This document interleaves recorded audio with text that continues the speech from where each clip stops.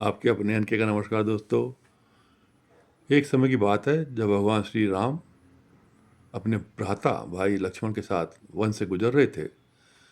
तो वो जाते जाते उन्हें रास्ते में एक बहुत ही सुंदर सा सरोवर देखा, शानदार तालाब देखा। तो उन्होंने इच्छा जाहिर की कि चलो यहाँ पे स्नान किया जाए।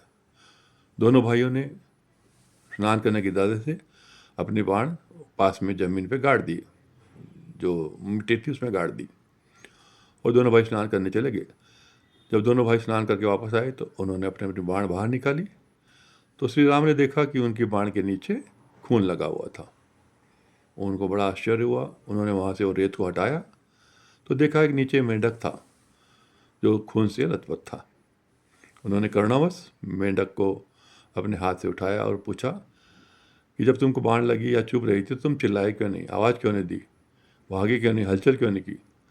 जब सांप तुम्हारे पीछे लगता है तब तुम कितना आवाज़ करते हो, चिल्लाते हो, भागते हो, दौड़ते हो, अब क्यों नहीं किया? तो मेंढक ने कहा, ये प्रभु, जब सांप मेरे पीछे दौड़ता है या कोई और मुझे तंग करता है, मारने दौड़ता है, तो मैं एक ही नाम पुकारता हूँ, अपने प्रभु श्री राम का, इस उम्मीद और आशा के साथ कि वो मेरी रक्षा करेंगे। लेकिन अब जब साक्षात मेरे राम प्रभु की बाण मुझे लगी है तो मैं क्या करता, मैं किसे आवाज़ देता? मैंने एक सच्चे भक्त के अनुसार इसे आपका आशीर्वाद समझकर सहर्ष स्वीकार किया और चुपचाप बैठा रहा।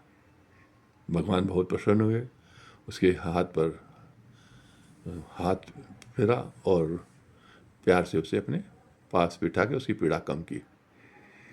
तो दोस्तों, कहने का तात्पर्य है कि जब कोई मुसीबत आती है, कोई संकट आता है, तो वह ऊपर वाले की ही देन है, विधाता की देन है। क्योंकि कहते हैं ना कि उनकी इच्छा के बिना तो कोई पत्ता भी नहीं हिलता।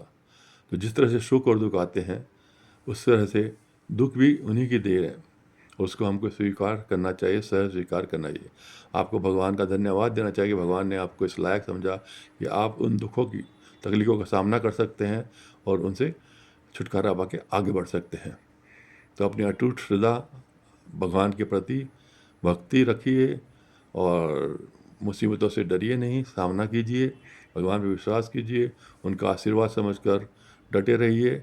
एक ना एक दिन वो टल जाएगी और आपके खुशियों के दिन फिर लौट आएंगे। मेरी ये बात अच्छी लगी तो चैनल को लाइक कीजिए, सब्सक्राइब कीजिए दोस्तों।